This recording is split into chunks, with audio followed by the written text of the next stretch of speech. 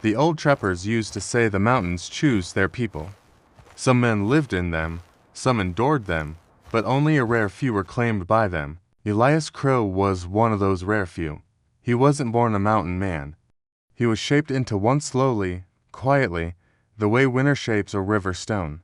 Born in 1801 on the rugged western edge of Pennsylvania, he grew up in a world already pushing westward. But even as a boy, Elias didn't follow crowds. He followed silence. He followed the edges of maps. By the time he was 20, he had drifted out of the settlements like a leaf on a long current, and the frontier consumed him wholly.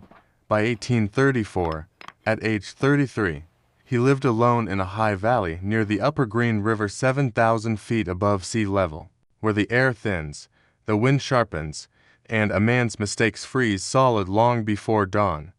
His cabin stood in the lee of a limestone bluff, more weathered than it was built, but sturdy in the way that only necessity teaches a man to build.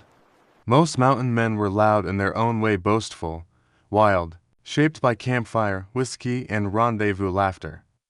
Elias was nothing like them. He spoke the way the mountains did only when needed.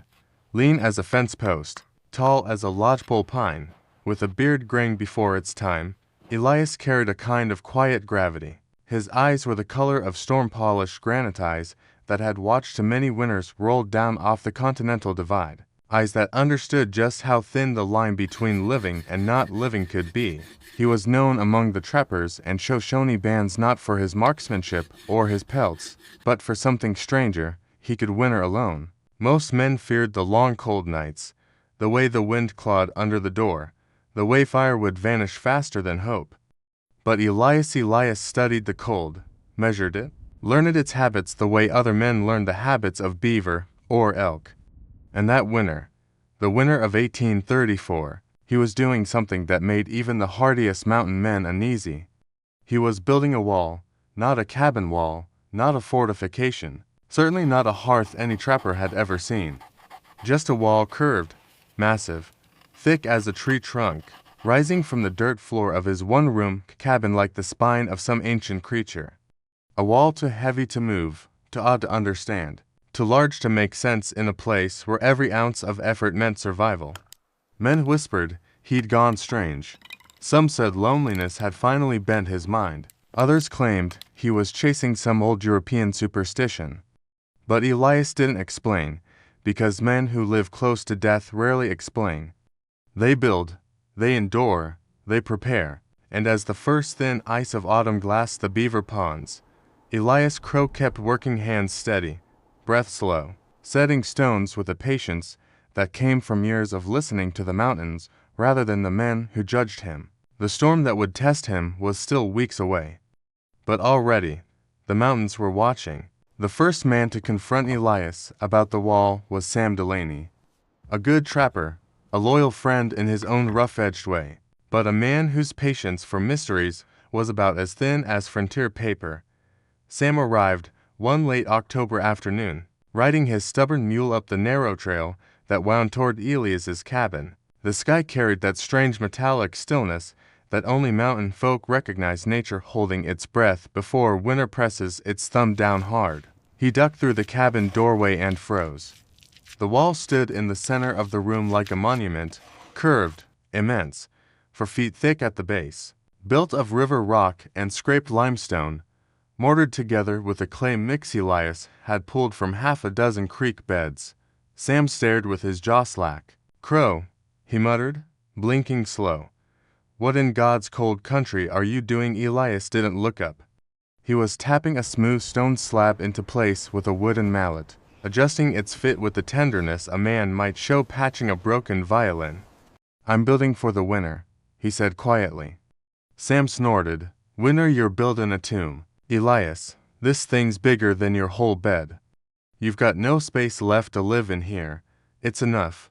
Enough. Sam stepped closer, running his hand along the curved stone. It was rough, dense, cold as the river bottom. "Crow, you've gone and lost your wits. This ain't a stove. This ain't a fireplace. This ain't anything anybody's ever built out here." Elias paused, finally meeting Sam's eyes. "Not out here," he agreed. Sam lifted the small iron door Elias had forged for the firebox barely the size of a lunch tin. "And what's this, a squirrel oven?" he barked a laugh. "You expect to heat a cabin at 7,000 feet with that? You need logs bigger than your leg to keep a place warm up here. Big fire. Big heat. Everybody knows that." Elias shook his head slowly. "I don't need a big fire. I need a hot one." Sam folded his arms. He wasn't convinced. He wasn't even close. "You're telling me this wall of rocks, this giant lump of river stone, will keep you warm all by itself?" With 2 armfuls of kindling, Elias set down the mallet. "Not by itself, but with planning." He patted the stone like it was a living thing. "Heat goes in, the wall holds it, gives it back slow, holds through the night." Sam blinked. "Stone don't do that." "Every kid knows stone gets cold fast, only when the heat runs through it too fast," Elias replied. "But not when you make the heat work." Sam frowned at that word. "What do you mean, work?" Elias walked him along the curve of the wall, pointing to faint seams between stones. "Channels," he said, "inside, like streams in a canyon. The fire pushes heat through a long path, upward, across, down again, gives off its strength to the stone the whole way. By the time smoke reaches the chimney, the heat's been harvested." Sam stared at him as if Elias had spoken in Mandarin. "You're making the heat tired," he said flatly. "Exactly." Sam stared again at the tiny firebox. "And this little thing is the whole engine. It's enough," Elias repeated. The wind outside moaned against the cabin logs, rattling a loose shutter. Sam shook his head. "More gently this time, Crow. Look, I know the mountains can twist a man's thinking. You've lived alone up here too long. Nobody builds something like this. You don't need a rock monument. You need a fire big enough to see from the trail." Elias brushed stone dust from his hands. "There are plenty of big fires in the mountains," he said softly. "Most of them leave a man colder the moment they die." Sam hesitated, suddenly unsure. Elias wasn't arguing. Elias wasn't defensive. He spoke like a man who had already made peace with being misunderstood. "All right," Sam muttered. "You finish your wall. If it works and it won't, you can laugh in my face. But if you freeze come January, I'm dragging you to my cabin even if you kick and scream." Elias gave a thin, grateful smile. "Fair enough." Sam mounted his mule to leave, but paused at the doorway. The dying sun cast a long red beam across the half-finished stone curve, making it glow faintly like a banked ember. Sam grumbled. "Still looks like the dumbest thing I've ever seen." Elias Crowe answered only with silence, the same silence the mountains kept, quiet and patient, waiting for winter to speak for him. Long before Elias Crowe ever set foot in the Rocky Mountains, long before his boots touched the frozen banks of the Green River, there had been another winter, a winter back east that carved something permanent into him.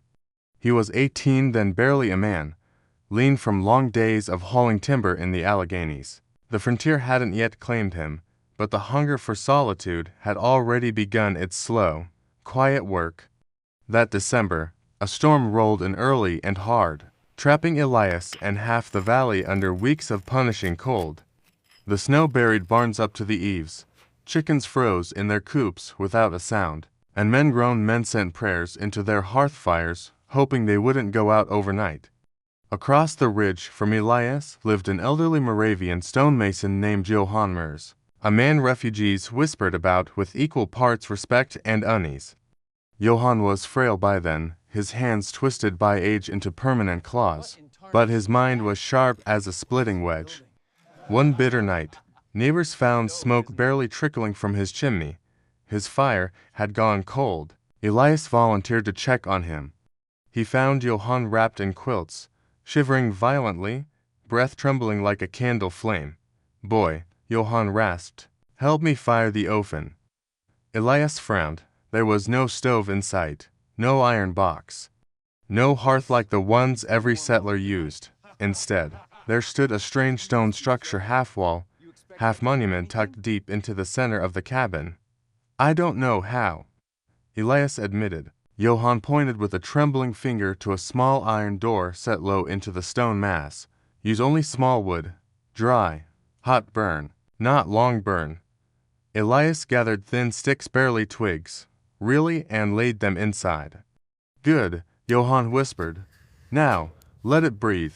When Elias opened the air vent, the fire came alive in a way he'd never seen.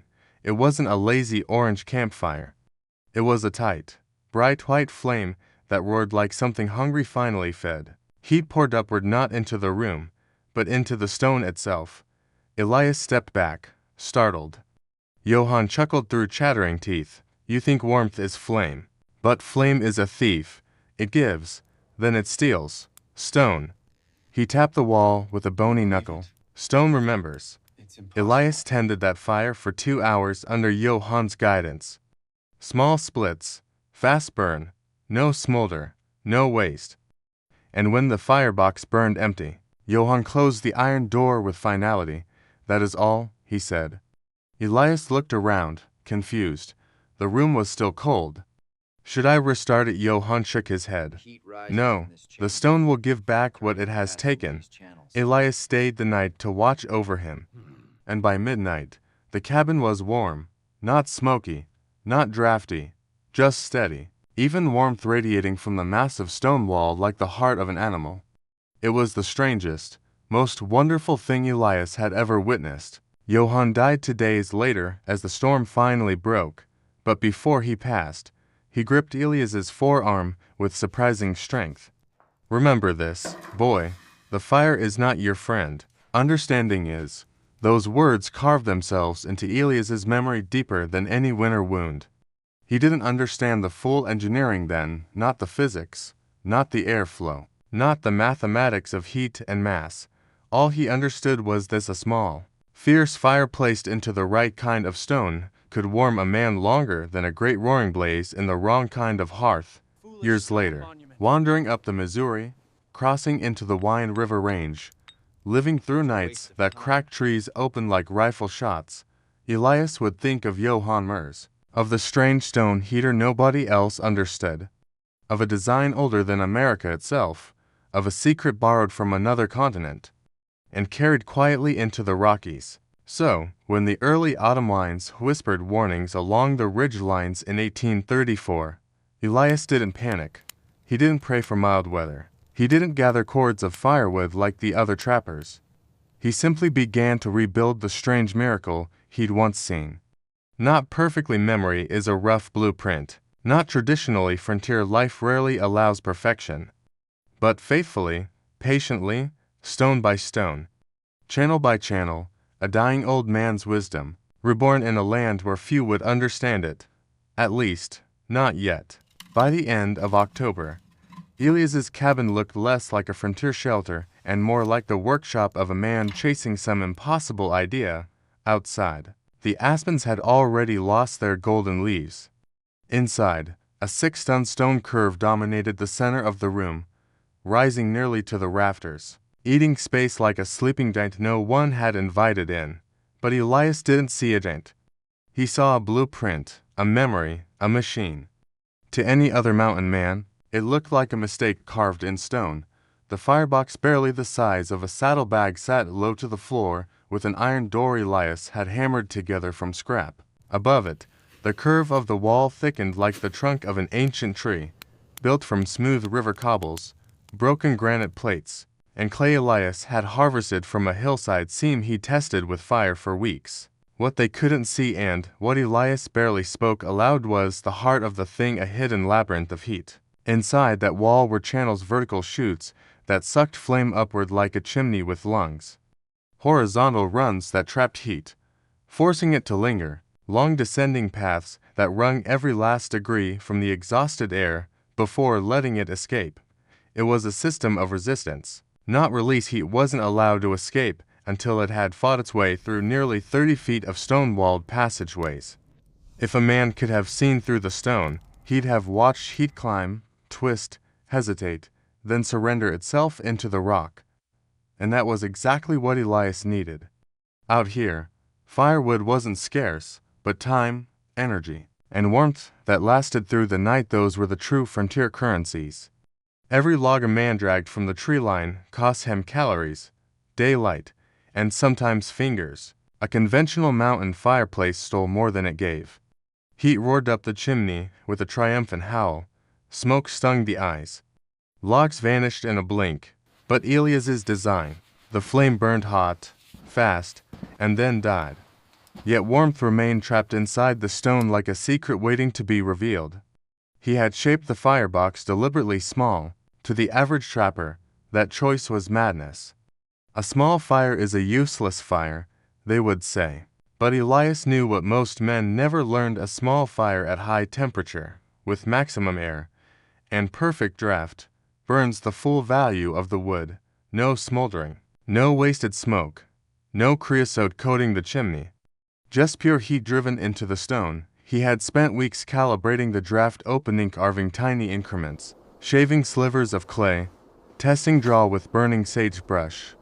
The front iron door was not just a barrier, it was a regulator. One wrong angle and the entire system would fail. Elias's hands, scarred from years of trap setting and river crossings, moved over the stone with a craftsman's certainty. He tapped each piece with a dull wooden mallet, listening for the tone: low thuds meaning strong contact, hollow notes meaning remove and reset. At night, he ran his fingers along the channel entrances, feeling for imperfections, smearing clay to close seams no thicker than a thumbnail. A mountain storm could kill a man with one mistake. Elias refused to let that mistake be his heater. When the final layer was set, the wall stood nearly 7 feet tall. He had even shaped a slight overhang along the top ridge, just enough to direct radiant heat downward into the living space. The way warm dusk settles over a valley, it looked strange. Yes. Too big for the cabin, too thick for logic, too heavy to explain, but to Elias, it was beautiful in its own rough frontier way. A machine built not of iron gears, but of memory and stone, a companion for the long nights to come, a secret no one else believed in. By November 2nd, he stepped back and studied it as a sculptor might study a statue, quiet, satisfied, but not triumphant. This wasn't triumph. This was insurance. Against cold, against hunger, against the kind of winter storms that erased cabins and men with equal indifference. He placed one hand on the curved surface. Still cold, still asleep, but soon, very soon, he would wake it. Elias tended that fire for 2 hours under Johann's guidance. Small splits, fast burn, no smolder, no waste, and when the firebox burned empty, Johann closed the iron door with finality. "That is all," he said. Elias looked around, confused. The room was still cold. "Should I restart it?" Johann shook his head. "No, the stone will give back what it has taken." Elias stayed the night to watch over him, and by midnight, the cabin was warm, not smoky, not drafty, just steady, even warmth radiating from the massive stone wall like the heart of an animal. It was the strangest, most wonderful thing Elias had ever witnessed. Johann died 2 days later as the storm finally broke, but before he passed, he gripped Elias's forearm with surprising strength. "Remember this, boy, the fire is not your friend. Understanding is." Those words carved themselves into Elias's memory deeper than any winter wound. He didn't understand the full engineering then, not the physics, not the airflow, not the mathematics of heat and mass. All he understood was this: a small, fierce fire placed into the right kind of stone could warm a man longer than a great roaring blaze in the wrong kind of hearth. Years later, wandering up the Missouri, crossing into the Wine River Range, living through nights that cracked trees open like rifle shots, Elias would think of Johann Merz, of the strange stone heater nobody else understood, of a design older than America itself, of a secret borrowed from another continent, and carried quietly into the Rockies. So, when the early autumn winds whispered warnings along the ridgelines in 1834, Elias didn't panic. He didn't pray for mild weather. He didn't gather cords of firewood like the other trappers. He simply began to rebuild the strange miracle he'd once seen. Not perfectly. Memory is a rough blueprint. Not traditionally, frontier life rarely allows perfection. But faithfully, patiently, stone by stone, channel by channel, a dying old man's wisdom, reborn in a land where few would understand it. At least, not yet. Winter doesn't arrive in the Rockies the way it does in the lowlands. It doesn't drift in softly with frosted mornings and postcard snow. It falls sudden, violent, unapologetic, like a curtain dropping between one world and the next. And in the first days of December 1834, every living thing in the high Green River Basin felt that curtain coming down. The Shoshone hunters said the elk had moved early. Ravens gathered in tight, restless clusters along the ridge. The air tasted metallic, sharp, thin. Old men with bad joints walked stiffly, muttering that the mountains were loading the gun. Even the wind had changed. It no longer wandered, it surged. Elias felt it as strongly as any animal. Morning temperatures that should have hovered around zero plunged to 20 below before sunrise. Ice formed thick and crystalline along the beaver ponds, singing brittle notes when touched by wind. The snowpack, usually soft and rolling, turned into something hard-edged, crusted, almost glass-like. The mountains were holding their breath. Every trapper in the basin knew what that meant. A hard winter was coming. A winter that would decide things. Some years, the storms came moderate and predictable. Other years, they came with such ferocity that even seasoned mountain men packed up and vanished down to lower ground, hoping to outrun nature's scythe. But this year, something was different. Even the animals were nervous. In late November, Elias spotted a huge bull moose pacing the creek bank at dusk, a creature usually deliberate and patient, now agitated, stepping in tight circles as if trying to outrun a shadow. A band of pronghorns sprinted past his cabin without cause, their hoofs barely touching the frozen earth. On the ridge above his spring, he found wolf tracks on top of fresh cougar prints, predators abandoning territory lines in panic. Nature wasn't preparing, it was warning. And yet, while men rushed to cut more wood, reinforce roofs, plug drafty chinks in their cabins, Elias continued to work with calm, measured steps. He wasn't collecting cords of firewood like the others. He wasn't stockpiling huge logs to drag inside. He wasn't feeding a stove morning and night. He was preparing his wall. Every evening, as the cold tightened its grip, Elias checked the stone mast-esting seams with his palm, brushing dust from the firebox intake, trimming the clay lip around the draft vent until it operated with the smoothness of a hinge. To other men, it looked like madness. To Elias, it was math, memory, a language spoken years earlier by a dying stone mason. He could feel the storm coming, not in fear, but in certainty, and storm or not, he intended to meet it on his terms. One night in early December, Sam Delaney stopped by again, his breath fog thick in the moonlight, before he even stepped inside the cabin. "You see the sky tonight?" Sam asked, stamping snow from his boots. "Red band over the peaks at sundown. Means cold's comin' and mean." Elias nodded. "I saw. You ready?" Sam gestured around the cabin. "'Cause most folks are talking about heading down valley. They say this winter'll break a man if he ain't careful." Elias looked at the massive curved stone wall dominating the room. "I'm ready," he said simply. Sam followed his gaze and shook his head. He still didn't believe, but something in Elias's calm unsettled him, as if the man knew a truth the rest of them were too blind or too modern to see. "You're betting your life on that thing," Sam muttered. Elias didn't answer. He didn't need to. Outside, the wind began to howl, low and searching. Snow hissed against the logs of the cabin like sand thrown by an unseen hand. Sam paused at the door. "This ain't normal cold, Crow. Not this early. Be smart." Elias's voice was soft but steady. "I'm not betting my life, Sam. I'm building to protect it." The door shut behind him. 2 nights later, the temperature plunged to 22 degrees Fahrenheit before midnight. 3 days after that, it dropped below 30 degrees Fahrenheit and did not rise again. The mountains had closed their jaws. The storm was no longer coming. It was already here, and soon. Every man in that valley would discover whether the preparations he'd made in the calm days of autumn were enough. For most, they would not be.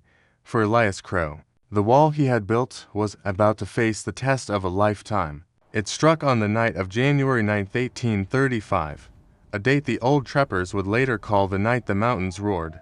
There was no gentle warning, no slow fall of white, no quiet hush across the valley. The storm came like a beast unchained. Wine slammed against the cabin walls with the fury of a dozen fists. Snow hurled sideways, not falling from the sky, but driven whipped poured through the air in blinding sheets, so thick that even the moon disappeared. The temperature dropped so fast that water inside leather pouches froze solid in minutes. By midnight, even the most seasoned mountain men felt the truth settle in their gut. This wasn't just a winter storm. This was a killer. A valley under siege, the Green River Basin, usually a vast open bowl of quiet snow fields, transformed into a swirling white vortex. Trails vanished. Trees bent under ice like old men bowing in pain. Smoke from every cabin chimney was ripped sideways, torn away before it rose a yard. Men who had survived a dozen winters realized they were suddenly beginners again. Inside small cabins dotted across the valley, fireplaces roared with desperate flames. Iron stoves popped and groaned under the strain. Families huddled under blankets, keeping watch through the night. Wood piles shrank at frightening speed. A great roaring fire should have brought comfort. Instead, it brought dread. Every blast of wind sucked warm air straight up the chimneys. Every flame demanded more fuel than a man had strength to split. By dawn on January 10th, the storm had only grown worse. The morning temperature read 31 degrees Fahrenheit, the kind of cold that kills slowly if you're lucky, and quickly if you're not. Elias versus the storm in his cabin beneath the sheltering limestone bluff. Elias woke before sunrise, not from fear, not from cold, but from habit. He opened the iron firebox door and built a fire that, to any other man, would have looked ridiculous. Small split sticks, finger-thick pine, dry willow, nothing bigger than a man's wrist. He stacked them tightly, left room for air, and lit the pile with a single spark struck from steel. The fire didn't burn, it raced, bright, white, and eager. The channels inside the stone wall inhaled, catching the rising heat like bellows. Every curve, every turn in the masonry maze harvested energy from the flame. Outside, the storm screamed. Inside, the fire sang. Elias fed the flame steadily for 2 hours, no more, no less. And when the last piece of wood burned down to a glowing bed of coals, he closed the door. The wall would do the rest. Elsewhere, the storm was winning 20 minutes away. Sam Delaney's cabin shook on its foundation. He'd been awake all night, shoving log after log into his iron stove. His wife and 2 children sat wrapped in everything they owned: wool coats, deer hide blankets, even spare shirts stuffed under their collars, yet still the cold reached them. Creeping, persistent chill that slithered out from the corners of the cabin. Sam cursed the stove, cursed the wind, cursed himself for not preparing better. At one point, he opened the door to fetch wood and nearly lost it to the storm's pull. Snow piled waist deep in the few hours since midnight. The wind knifed through him with a violence that made his eyes water instantly. He stumbled back inside, breath ragged, heart pounding. His wood pile, his salvation, was disappearing far faster than he had planned. "God help us if this lasts another day," he muttered. It lasted much longer. The storm finds its rhythm. January 11th brought no relief. The mountains vanished behind walls of white. Snow drifted higher than windows. The wind bent trees until they snapped like dried bones. Some trappers tried stepping outside to check traps or move livestock. None got more than a few dozen steps before the cold drove them back like whipped animals.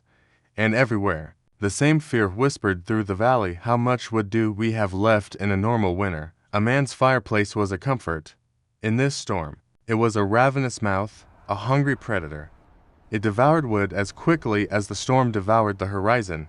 But in one cabin, the rules were different. Elias sat on his wooden stool, sharpening his knife in steady strokes. He didn't feed a stove. He didn't stoke a fire. He didn't fight the cold. He had already fought it hours ago. Now the wall fought for him. The stones behind his back radiated a deep, quiet warmth, not blazing heat, not flickering firelight, but something better, steady, unwavering comfort, like the warm hide of a sleeping horse. Outside, the storm roared. Inside, Elias sipped boiled willow bark tea. He didn't smile. He didn't gloat. He simply listened to the wind scream and knew, with a kind of grave certainty, that this winter would change everything.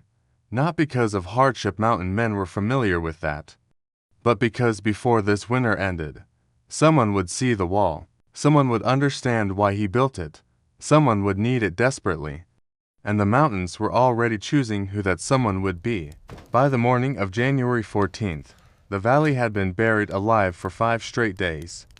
The storm wasn't moving, the cold wasn't easing, the wind wasn't resting, and inside a battered cabin half a mile from Elias Crowe's, Sam Delaney was running out of time. A fire that couldn't keep up. Sam had worked his stove until the iron glowed a dull red. He burned through his best logs, then his knotted pine, then the twisty aspen he'd sworn he'd never touch unless desperate. He was long past desperate. Every piece of wood he tossed into the stove bought him barely 20 minutes of warmth before the cold crept in again, slipping under the floorboards, pressing through the window seams, claiming the corners first, and then marching toward the center of the room. Sam's wife wrapped their children in every blanket they owned. He saw the fear in her eyes, the kind she tried to hide. He felt it too. But the truth was undeniable. The storm wasn't going to break before his woodpile did. By his count, he had maybe 3 days of wood left, assuming they didn't sleep and didn't stop and didn't dare let the fire go out. But no man can fight winter without rest. And the storm wasn't resting at all. A decision made in the dark that morning, when he stepped outside to check the piles, the cold hit him so violently that it felt like being struck by a board. His eyelashes froze together. His beard stiffened in seconds. His breath crystallized as soon as it left his mouth. He reached the woodpile barely 10 feet from the cabin and nearly collapsed. The snow was chest deep. The wind tore at his clothes. He fumbled a log, dropped it, and couldn't see where it fell. That's when he understood he wasn't just low on wood. He was trapped. If he couldn't reach his own woodpile without risking death, he certainly couldn't reach the forest. He couldn't cut more. He couldn't haul more. He couldn't survive more. Not alone. Not here. Not in this. Only one thought came to him. Elias. Elias and that strange, impossible wall that Sam had mocked for months. He hadn't believed in it. He didn't understand it. But he remembered the calm in Elias's voice, the certainty, the way he'd built those stones like a man who expected the world to test him. Sam didn't want to go. He didn't want to leave his family behind, but he also couldn't let them freeze. So he made the choice every mountain man eventually faces: risk the storm, or lose everything. The rope he tied, a rope thick hemp, the kind used to lash down beaver bundles around his waist, tied the other end to the cabin door handle. His wife watched with trembling hands, but didn't stop him. He kissed her forehead, then ruffled the children's hair. "I'll come back," he said softly, "with help." He didn't know if it was true, but truth didn't matter in that moment. Hope did. He opened the door. The storm slammed into him like a charging bull.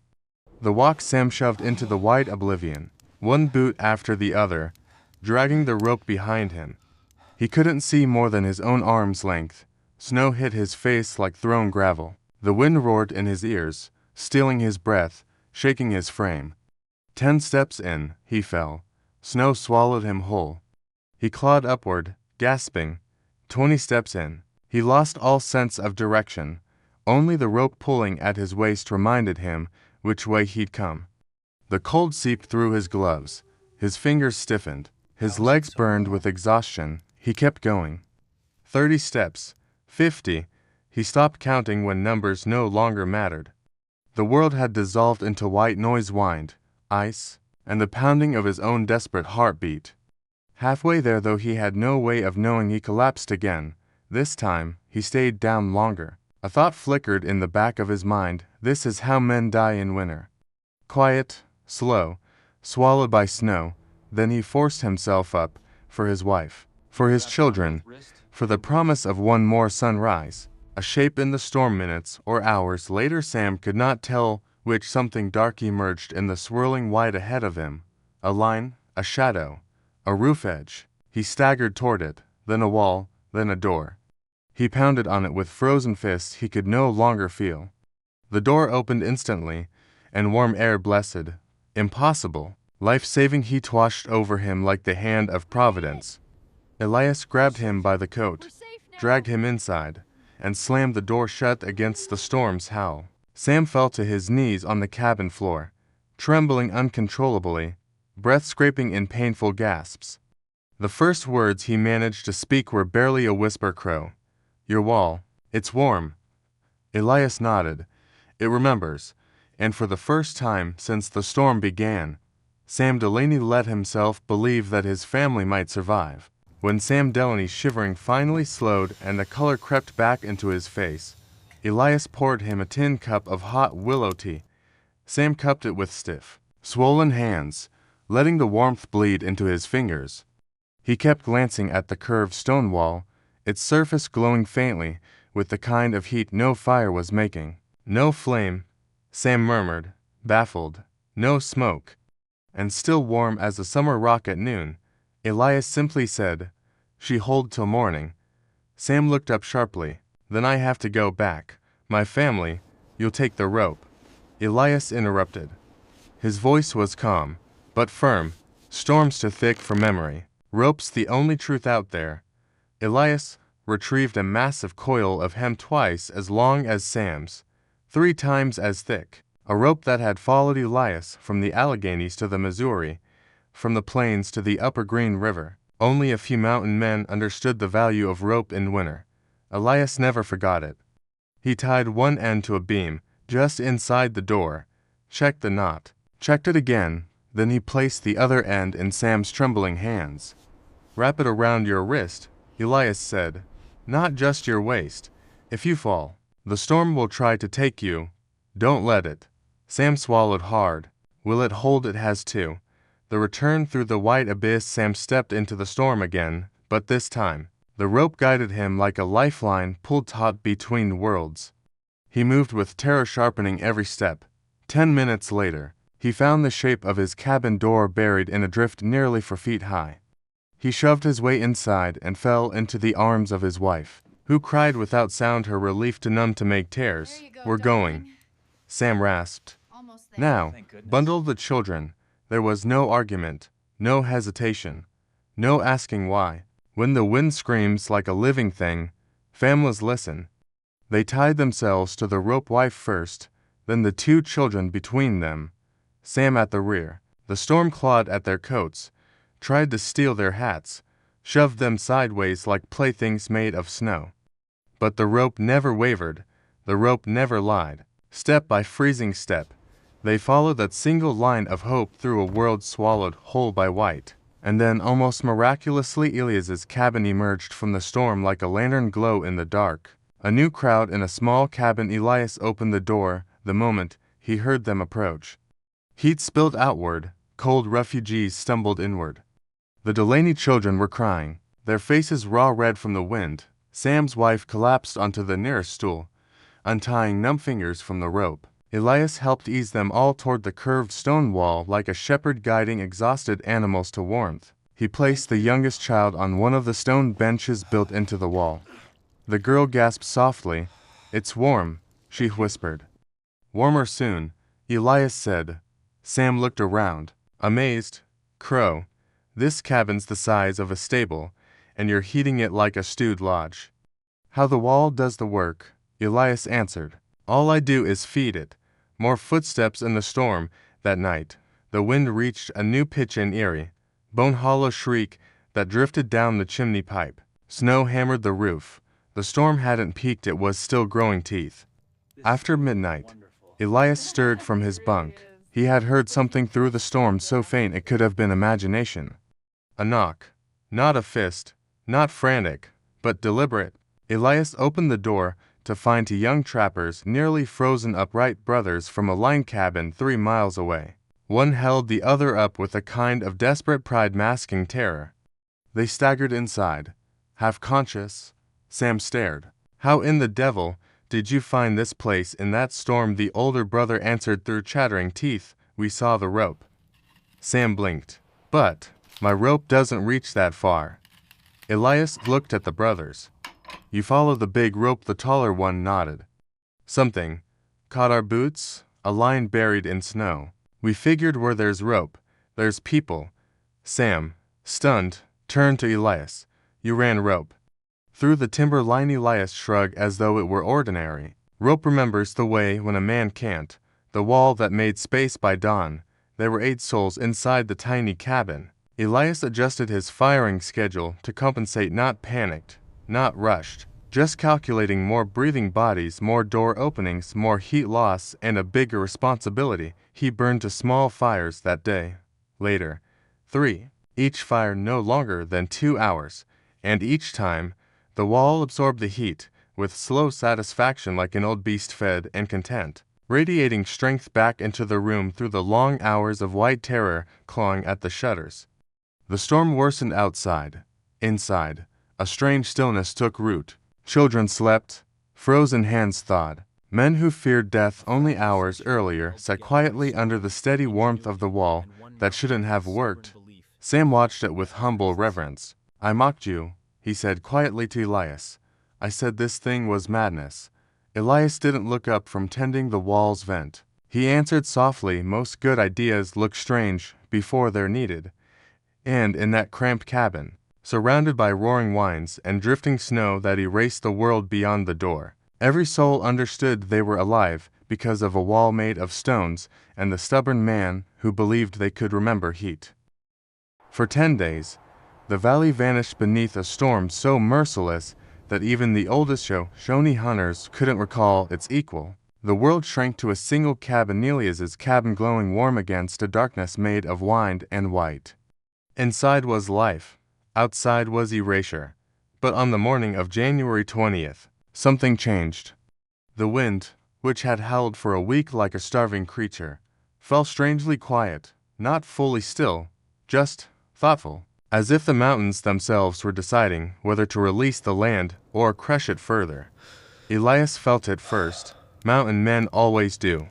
He stepped to the door, pressed a hand against the wood, and listened. The storm was loosening its grip. A world rediscovered by mid-morning.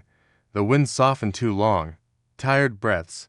Snow still drifted, but lazily now, as though exhausted from its own fury.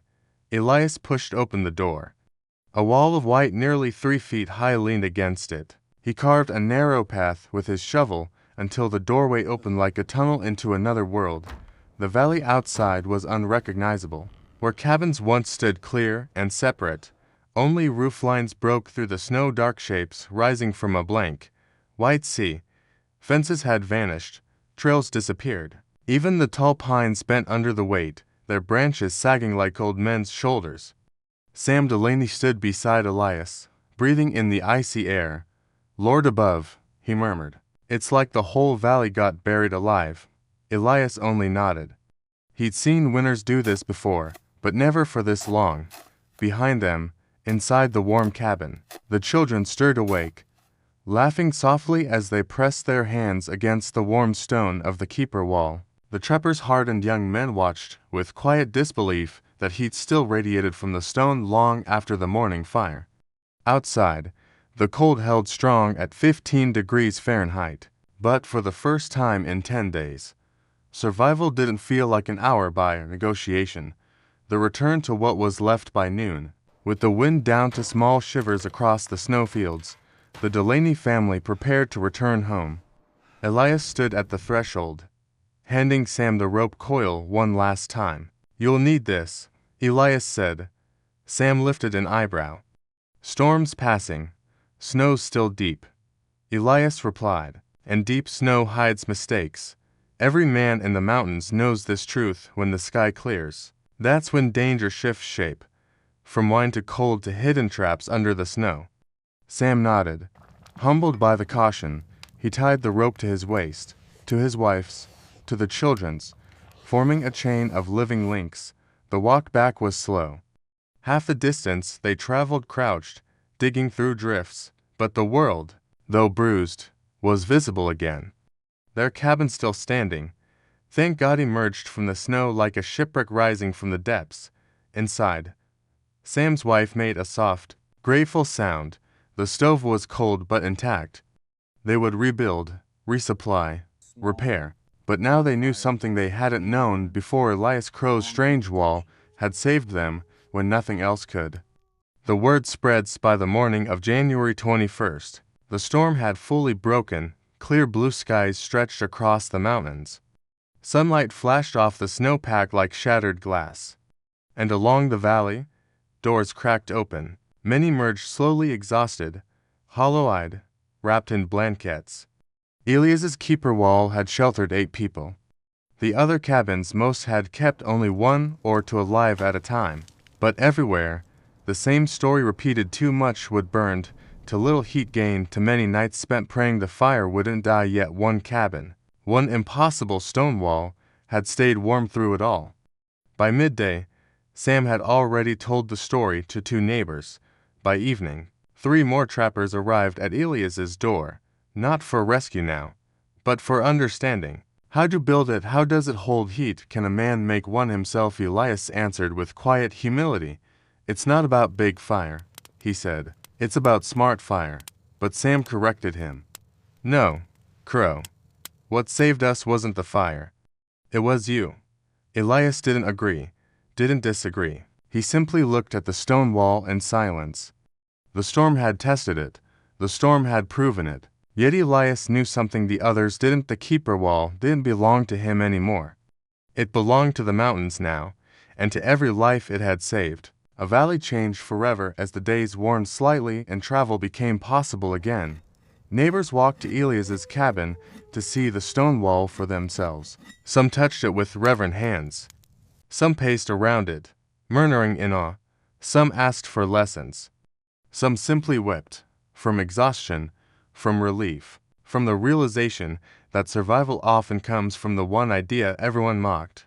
In the quiet that followed the storm, the truth settled like falling snow. The winter had changed the valley, but Elias Crowe's wall had changed the men who lived in it. Heat. When the storm finally passed and the valley began thawing back into a world recognizable by men, something curious happened. The trappers' men who spent their lives reading river currents, studying elk tracks, and trusting instinct over theory, began asking questions that sounded a lot like science. How did the stone stay warm? Why did a little fire heat better than a big one? What's going on inside that wall? Crowe. Elias had no formal words for it. He'd never studied physics, or thermodynamics, or combustion theory. He didn't need to. The mountains had taught him everything he needed to know. But for those who wanted to understand, Elias shared the truth in the simplest language. The frontier allowed a fire that burns quick and hot gives its strength to stone. A fire that burns long and lazy gives its strength to the sky. The men listened, and they nodded. Slowly, they began to understand. 1. The power of a small, furious fire. Most cabins on the frontier used big logs, long burning, slow burning, half-smoldering monsters that filled a room with smoke and demanded constant feeding. A big fire felt warm, but it wasted most of its heat, pulling air up the chimney, drawing cold drafts across the floor, sending precious energy straight into the winter sky. Elias's fire, by contrast, was built on a different philosophy. Burn small, burn fast, burn completely.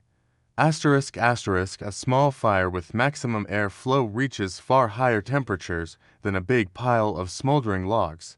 High heat means complete combustion.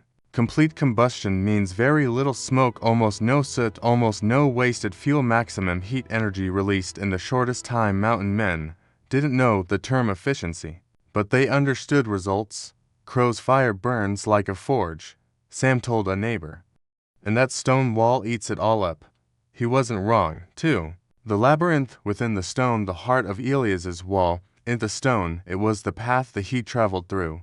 Inside the wall, hidden from sight, was a maze of chambers and channels, a vertical rise to catch the hottest air, a long horizontal drift where heat lingered, a slow descent that forced the last warmth. Into the stone, a final narrow throat to the chimney, where the smoke left nearly cold. This wasn't a stove. It wasn't a fireplace. It wasn't even a kiln. It was a heat battery, primitive, beautiful, and unbelievably effective. The flames gave their life to the stone. The stone held that life for hours, sometimes for a full day. Mountain men didn't use words like thermal mass or heat retention capacity, but they knew a good idea when it warmed their frozen fingers. 3. Why stone remembers. Stone is heavy, dense, slow to change. A trait that kills men who fall asleep on bare rock, but saves men who heat it the right way. Elias put it in plain terms: a stone warms slow, but it cools slow. Same pace both ways. That's why it keeps you alive. A heavy stone mass absorbs all the heat a fire can throw at it. And then, hour by hour, it bleeds that warmth back into the cabin, quietly, steadily, without flicker or flame. While other trappers fed their fires every hour, Elias would sit on his curved stone bench, reading a battered journal by the soft glow of radiant heat. No smoke, no drafts, no fear that the fire would go out while he slept.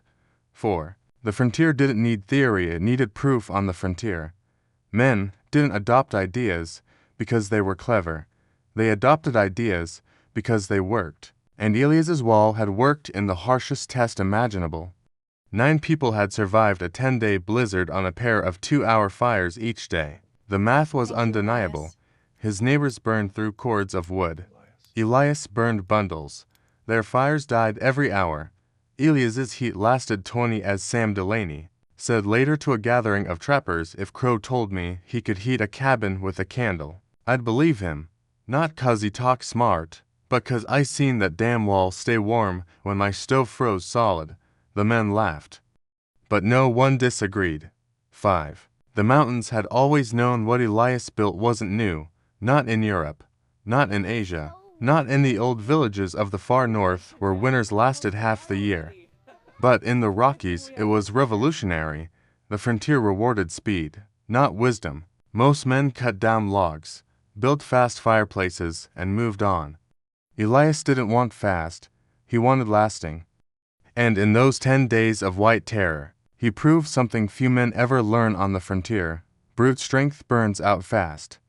But wisdom endures, the lesson men carried away by spring.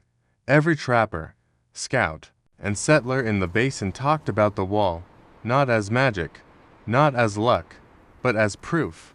Proof that the old ways carried truths modern men had forgotten. Proof that fire is only half the battle. Proof that heat used wisely can outlast any storm. For some men, it became a curiosity. For others, a revelation.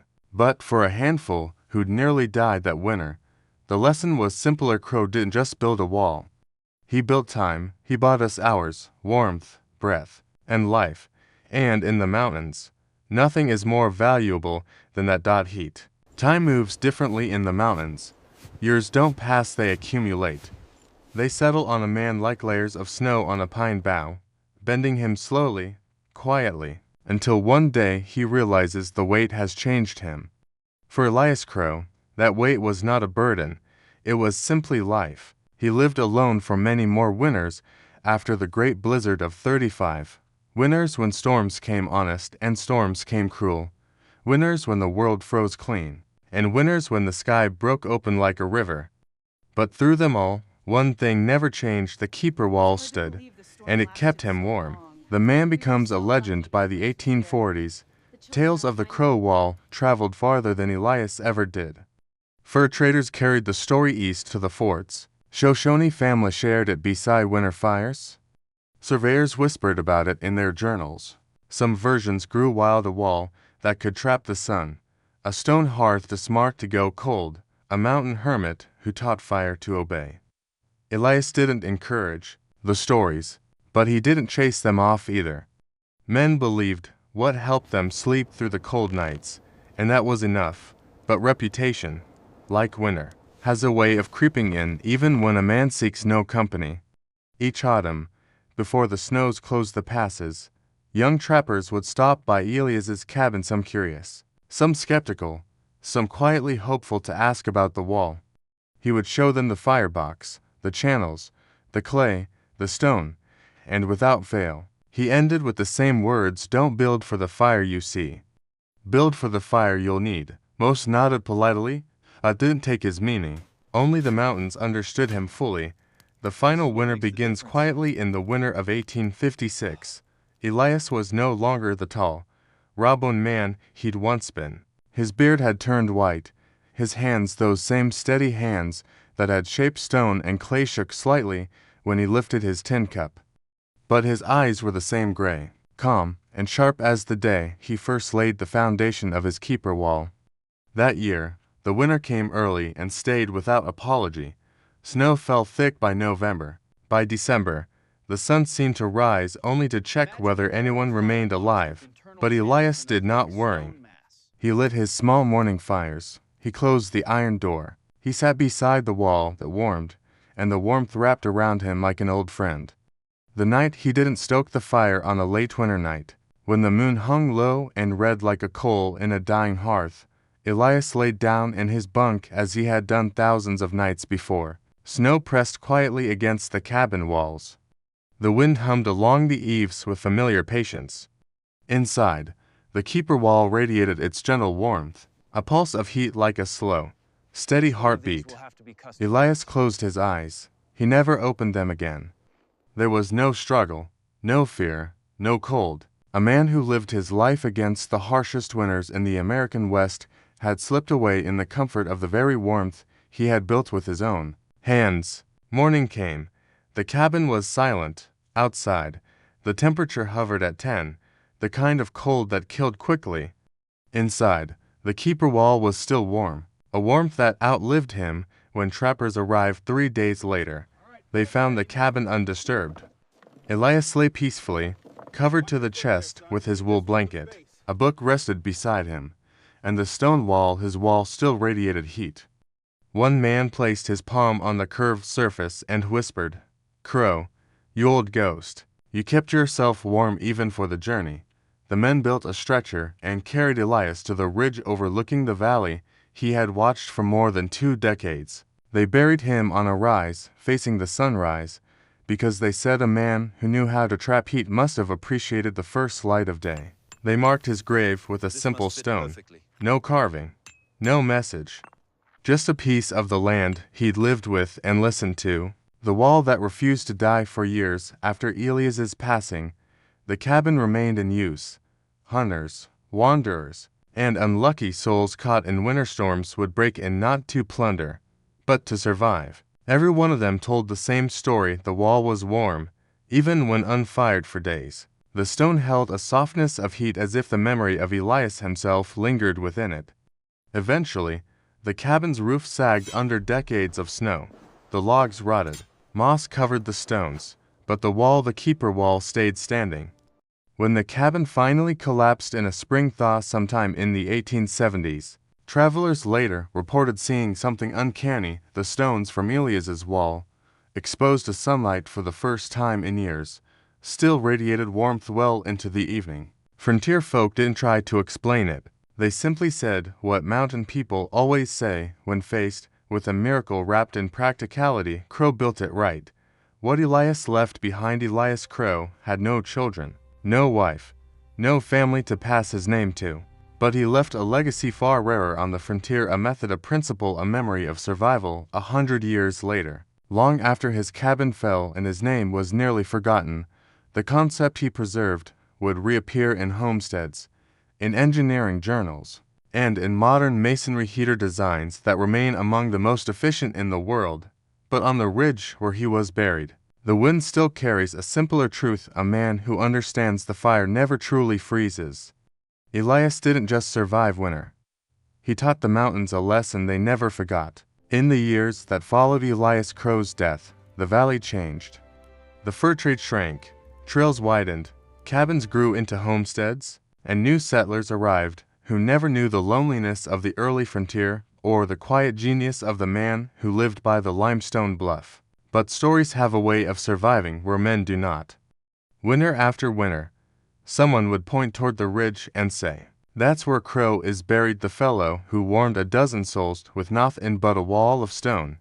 and the teller would shake his head, not in disbelief, but in respect, because everyone in the old valley understood one thing: Elias didn't build a wall.